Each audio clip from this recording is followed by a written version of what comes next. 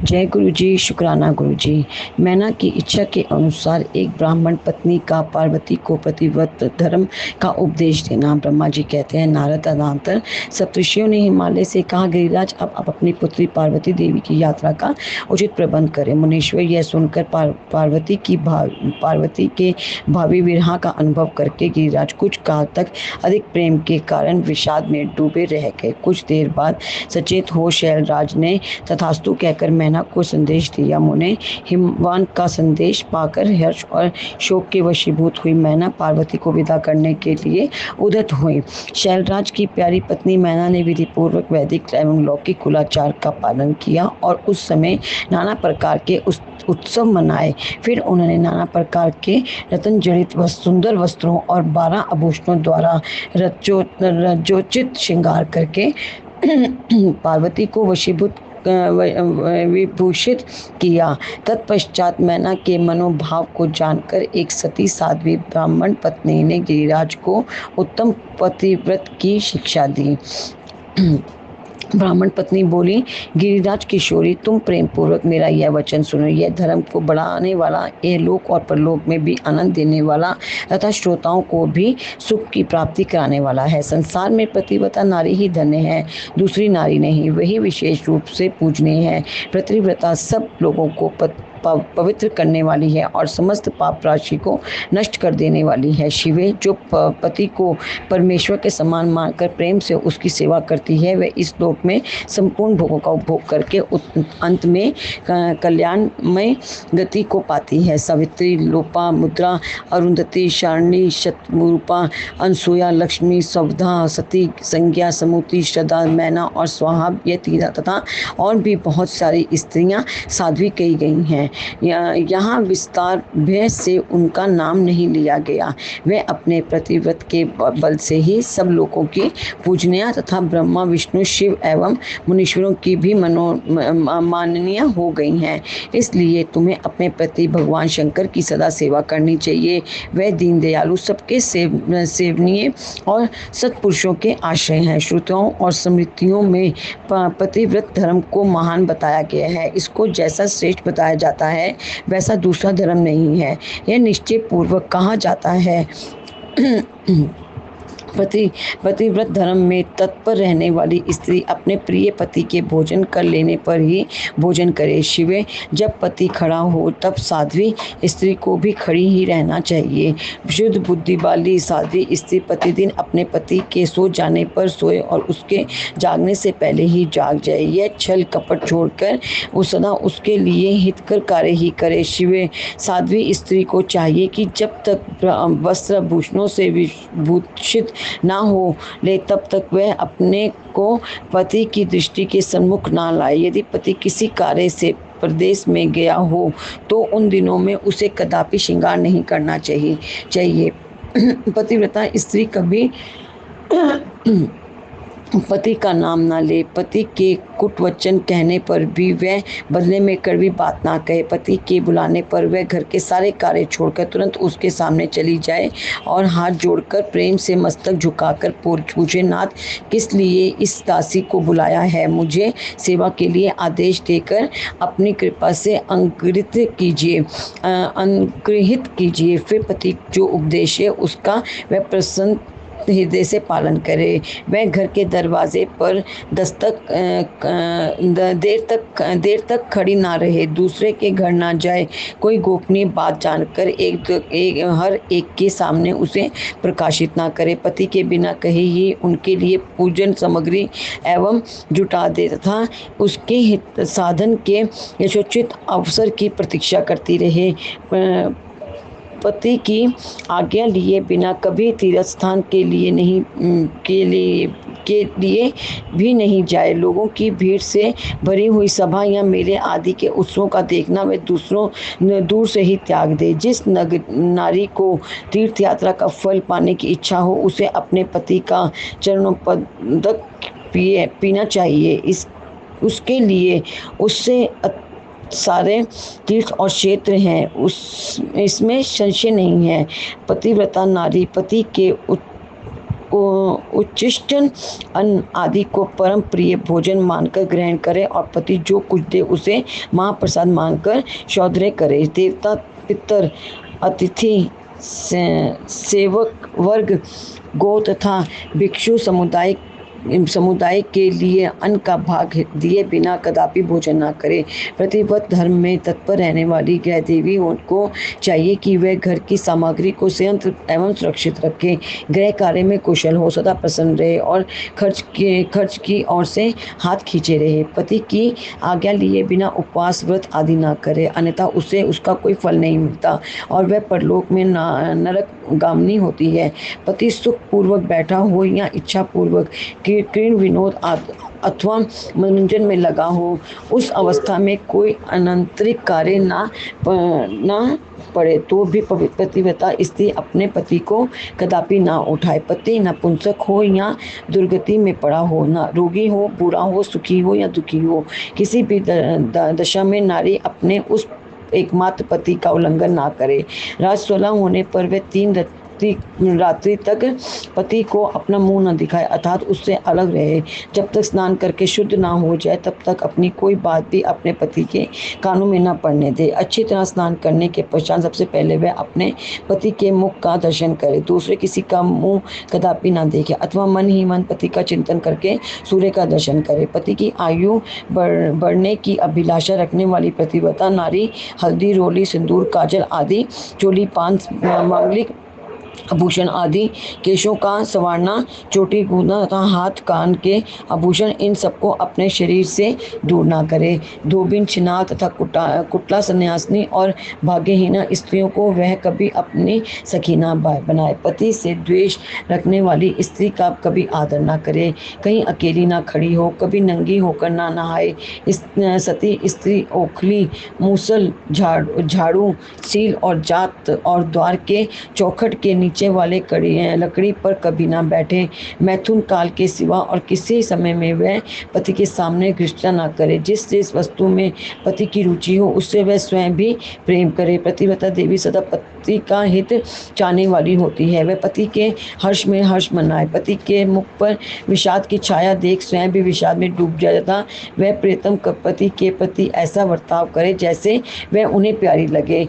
पुण्य आत्मा पतिव्रता स्त्री संपत्ति और विपत्ति में भी पति के लिए एक सी रहे, अपने मन में कभी विकार ना आने दे और सदा धैर्य धारण किए रहे।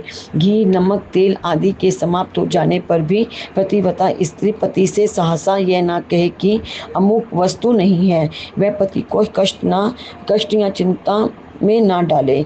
देवेश्वरी पतिव्रता नारी के लिए एकमात्र पति ही ब्रह्मा, विष्णु और शिव से अधिक माना गया है।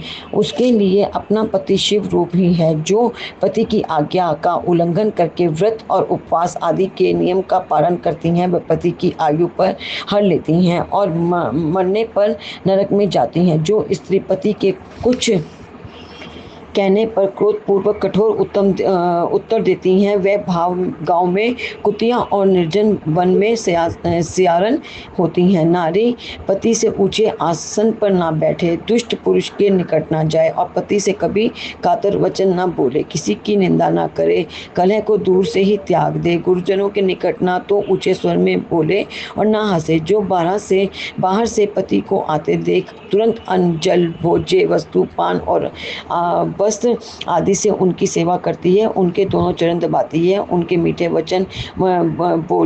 मीठे वचन बोलती है तथा प्रीतम के खेत को दूर करने वाले अन्यान्य उपायों से प्रसन्नता पूर्वक उन्हें संतुष्ट करती है।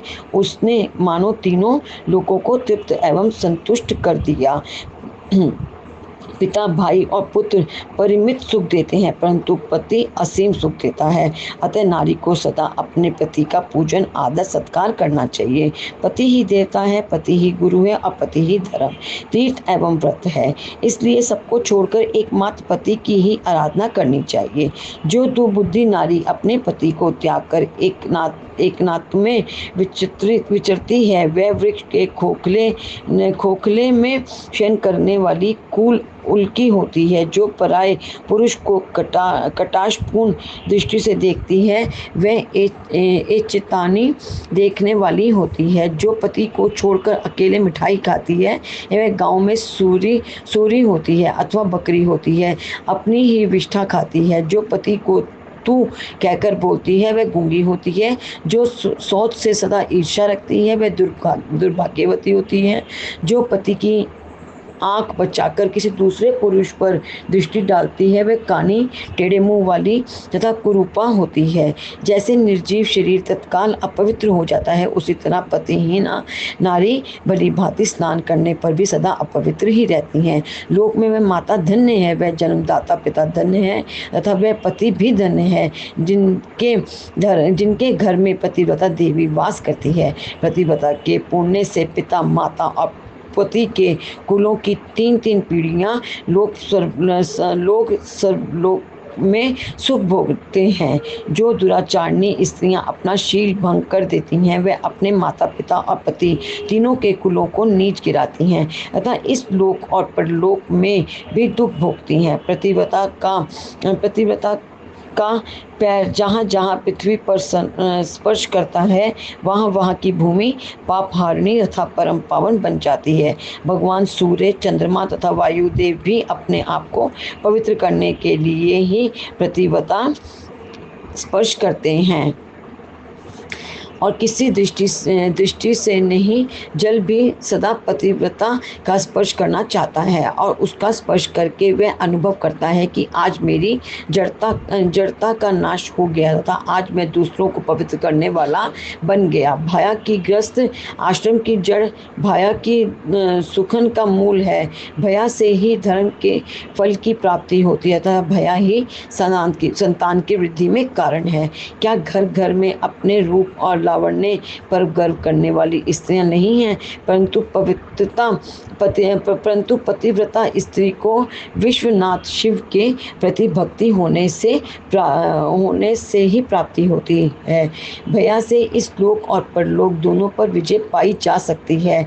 भयाहीन पुरुष देव यज्ञ, पितृ यज्ञ और अतिथि यज्ञ करने का अधिकारी नहीं होता। वास्तव में ग्रस्त वही है जिसके घर में पतिव्रता स्त्री है। दूसरी स्त्री तो पुरुषों को उसी तरह अपना ग्रास बनाती है जैसे जरावस्था एवं राक्षसी। जैसे गंगा स्नान करने से शरीर पवित्र होता है, उसी प्रकार पतिव्रता स्त्री का दर्शन करने पर सब कुछ पावन हो जाता है। पति को ही इष्ट देव मानने वाली स्त्री, नारी और गंगा में कोई भेद नहीं है। पतिव्रता और इसके पति देव उमा और महेश्वर के समान हैं।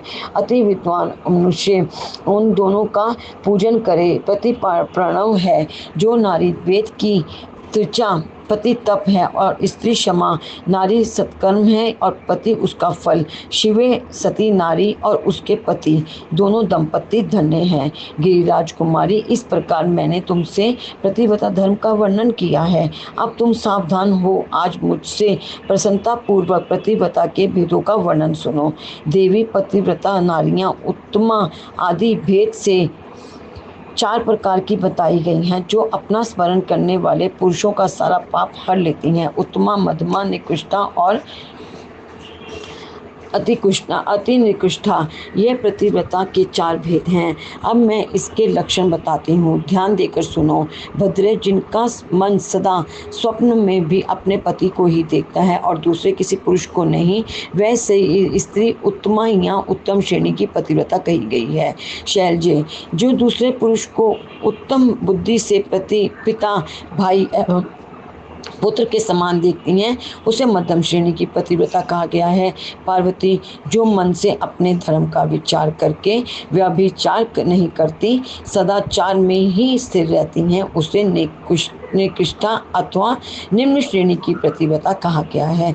जो पति के भय से तथा कुल में कलंक लगने से, डर से, व्यभिचार से बचने का प्रयत्न करती हैं, उसे पूर्व काल के विद्वानों ने अति निकृष्टा अथवा निम्नतम कोटि की पतिव्रता बताया है। शिवे, ये चारों प्रकार की पतिव्रताएं समस्त लोगों का पाप नाश करने वाली हैं और उन्हें पति पवित्र करने वाली हैं। अत्रि की स्त्री अनसुया ने ब्रह्मा, विष्णु और शिव, इन तीनों देवताओं की प्रार्थना से पतिव्रत के प्रभाव का उपभोग करके वाराह के शाप से मरे हुए एक ब्राह्मण को जीवित कर दिया था। शैल कुमारी शिवे, ऐसा जानकर तुम्हें नित्य प्रसन्नता पूर्वक पति की सेवा करनी चाहिए।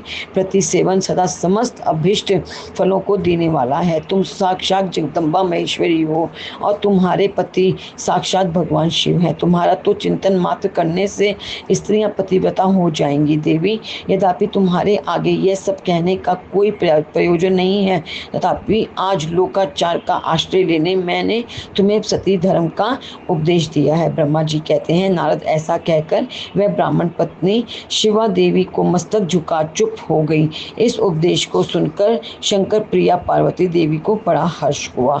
शिव पार्वती तथा उनकी बारात की विदाई भगवान शिव का समस्त देवताओं को विदा करके कैलाश पर रहना और पार्वती खंड के श्रवण की महिमा।